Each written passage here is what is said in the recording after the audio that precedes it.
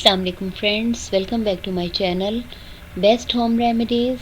हमारी आज की वीडियो मर्दों के अहम जिनसी मसले यानी पस सेल्स और इसकी वजह से होने वाले दीगर प्रॉब्लम्स के बारे में है, जिसमें बे औलादी और स्पर्म काउंट का कम होना वगैरह शामिल है।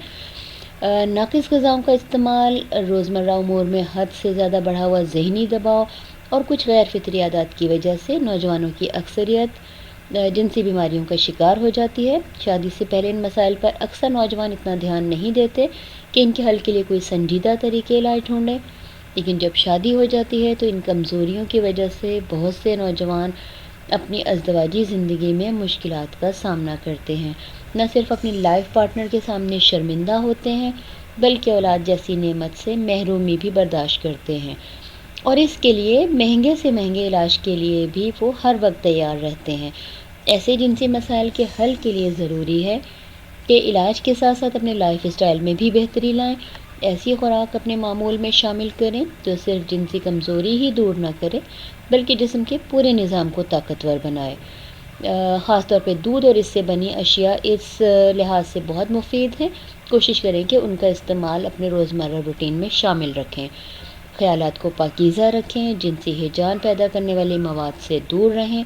इन तमाम बातों पर अमल करने के साथ साथ अगर इस नुस्खे का भी इस्तेमाल करेंगे तो आपके मसले को हल होने में बहुत कम वक्त लगेगा।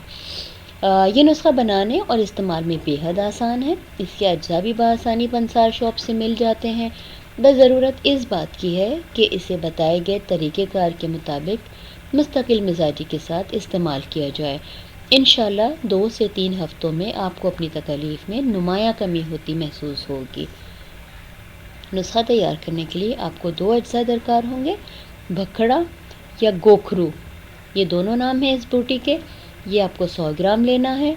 और गुलेमंदी, ये भी आपको 100 ग्राम लेना है। वीडियो में दोनों बूटियों की तस्वीर दी हुई है, आप उनसे इनकी पहचान कर सकते हैं।